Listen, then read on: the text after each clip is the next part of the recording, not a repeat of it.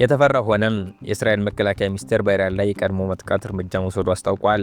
እስራኤል ጥቃቱን ተከትሎ በመላ ሀገሪቱ የአስቸኳይ ጊዜ አውጃለች።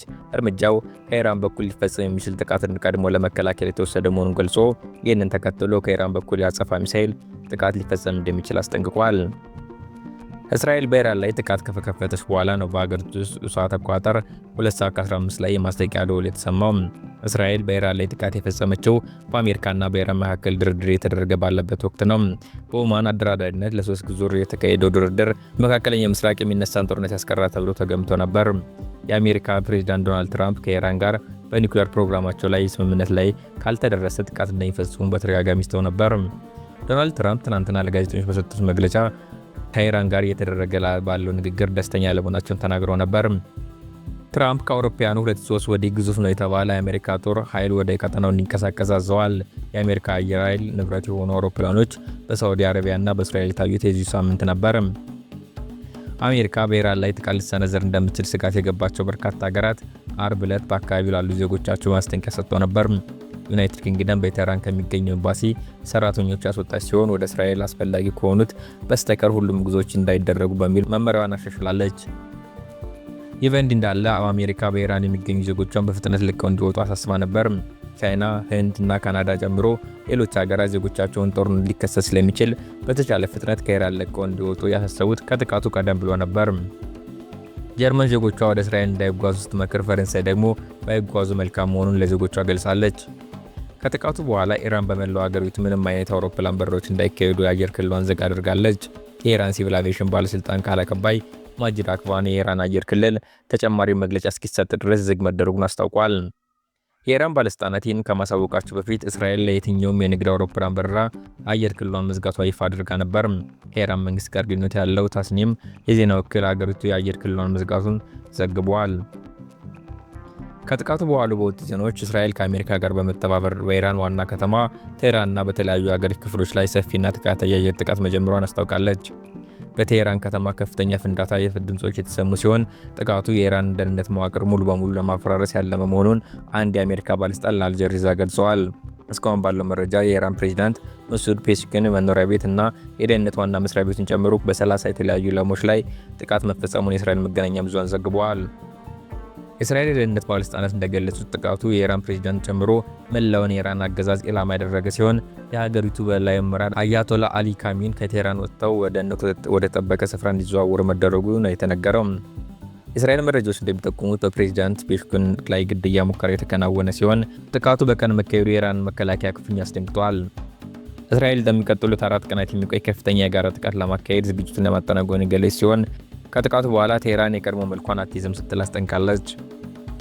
በሌላ በኩል የእስራኤል የስለላ ተቋም ሞሳድ በፋርስ ቋንቋ ባስተላለፈው መልእክት ኢራናውያን የገዛ ሀገራቸውን አገዛዝ ለመታገል በሚያደርጉት ጥረት ብቻቸውን እንዳልሆኑ ገልጾ ፎቶዎችንና ቪዲዮዎችን በማጋራት እንዲተባበሩ ጥሪ አቅርበዋል። ኒውዮርክ ታይምስ የአሜሪካ ባለስልጣናት ጠቅሶ እንደዘገበው የአሁኑ ጥቃት ካለፈው ሰኔ ወር ጥቃት እጅግ የሰፋና ጠንካራ እንደሚሆን ይጠበቃል። ይህ ድንገተኛ ጦርነት የተቀሰቀሰው በጄኔቫ ይካሄድ የነበረው የኒውክሌር ድርድር መጠናቀቁ በተገለጸ በሰዓታት ውስጥ ነው። የአሜሪካው ፕሬዝዳንት ዶናልድ ትራምፕ በትሩዝ ሶሻል ሚዲያ ማህበራዊ ገጻቸው ባለቀቁት ቪዲዮ አሜሪካ በኢራን ላይ በተፈጸመው ጥቃት ውስጥ ተሳታፊ መሆኗን አረጋገጡ። ትራምፕ በዚህ ቪዲዮ መልእክታቸው ላይ ዋና የማጥቃት ዘመቻ መክፈታቸውን ተናግረዋል። ስምምነት ለማድረግ ደጋግመው ሞክረናል ያሉ ፕሬዝዳንት ትራምፕ ሚሳኤሎቻቸውን እናወድማለን፣ የሚሳኤል ኢንዱስትሪዎቻቸውንም ዶግ አመድ አድርገን እናወድማለን፣ ሙሉ በሙሉ ይወድማል ብለዋል። ፕሬዝዳንት ትራምፕ አርብ ዕለት በኢራን የኒውክሌር ፕሮግራም ላይ በተደረገው የቅርብ ጊዜ ውይይት ደስተኛ ለመሆናቸውን ገልጸው ነበር። ነገር ግን ጥቃት ለመፈጸም ከውሳኔ ላይ ያለመድረሳቸውን ለጋዜጠኞች ተናግረው ነበር። የሚያስፈልገን ነገር ሊሰጡን ፈቃደኛ ባለመሆናቸው ደስተኛ አይደለውም ሲሉ ነበር በሀገራቸውና በኢራን ለሶስተኛ ዙር ስለተደረገው ድርድር የተናገሩት። ትራምፕ አብዮታዊ ዘብን ጦር መሳሪያዎቻችሁን አስቀምጡ፣ ያኔ ፍትሃዊ በሆነ መንገድ ትተናገራላችሁ፣ አለበለዚያ ግን ሞትን ትጋፈጣላችሁ ሲል አስጠንቅቀዋል። ዶናልድ ትራምፕ አሜሪካ ግብ ተጨባጭ የሆነ ስጋት ማስወገድ መሆኑን ተናግረዋል። ትራምፕ የኢራን ሚሳኤል እንዲሁም የባህር ኃይል እንደሚያወድሙ ዝተው ኢራናውያን የነጻነት ጊዜያችሁ ተቃርቧል ብለዋል። በተጨማሪም የእስራኤል መከላከያ ኃይል ተደጋጋሚ የተኩስ አቁም ጥሰት በመፈጸሙ በጎረቤት ደቡባዊ ሊባኖስ ውስጥ በሚገኘው የሂዝቦላ ጥቃት መፈጸሙን አስታውቋል። በሌላ ዜና አሜሪካ ሲናሎዋ የተባሉ የሜክሲኮ ዝውውር ቡድን መሪዎች ያሉበትን የጠቆመ ሰው $10 ሚሊዮን እንደምትሰጥ ገለጸች። አሜሪካ ሬኒ ጋርሲያ፣ አልቫሮስ ጋርሲያ የተባሉትን የሲናሎዋ የተሰኘ ቡድን የመሩትን ወንድማማቾች ያሉበት ለጠቆመው በድምሩ $10 ሚሊዮን ሽልማት ማዘጋጀቱን አስታውቃለች። ሲናሎዋ በምዕራቡ የዓለም ንፍቀ ክበብ ትልቁና ኃያል የውጭ አዘዋዋሪ ሲሆን በዋነኝነት ፌንታኒልና ኮኬን ወደ አሜሪካ በመዘሩ ሲታወቅ የቡድኑ መሪ ሬን ጋርሲያ ከቀናት በፊት በአሜሪካ እዝ ሽብርተኛ ተከሷል።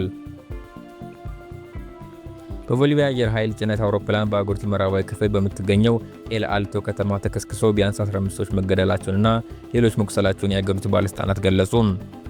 አደጋው የተከሰተው አርብ ዕለት በአካባቢው አቆጣጠር ከምሽቱ 18:15 ላይ አውሮፕላኑ ከሳንት ክሩዝ ከተማ ተነስቶ በኤል አልቶ አውሮፕላን ማረፊያ ሲደርስ እንደነበር የአቪዬሽን ባለስልጣናት ተናግረዋል።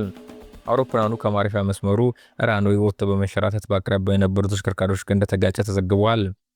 የአገሪቱ መከላከያ ሚኒስቴር በኋላ ላይ በሰጠው መግለጫ አደጋው የደረሰበት ሲ-130 ሄርኩለስ የተባለው አውሮፕላን እንደነበረና ቦሊቪያ ማዕከላዊ ባንክ የገንዘብ ኖቶች በመጓጓዝ ላይ እንደነበር አረጋግጧል። የአየር ኃይል አዛዡ እንዳሉት በአውሮፕላኑ ውስጥ 8 ሰዎች ነበሩ። ፖሊስ የተበተኑትን የገንዘብ ኖቶች ለመውሰድ የሞከሩ ሰዎችን ለመበተን አስለቃሽ ጭስ ተኩሷል። የቪዲዮ ምስሎች አውሮፕላኑ መሬት ላይ ወድቆ እንዲሁም በከፍተኛ ሁኔታ የወደሙ ተሽከርካሪዎች አሳይተዋል። በሌሎች ቪዲዮዎች ደግሞ ሰዎች ከአስለቃሽ ጭስ ሲሸሹ፣ ፖሊሶች ደግሞ ጋሻ በመያዝ ረድፍ ሰርተው ታይተዋል።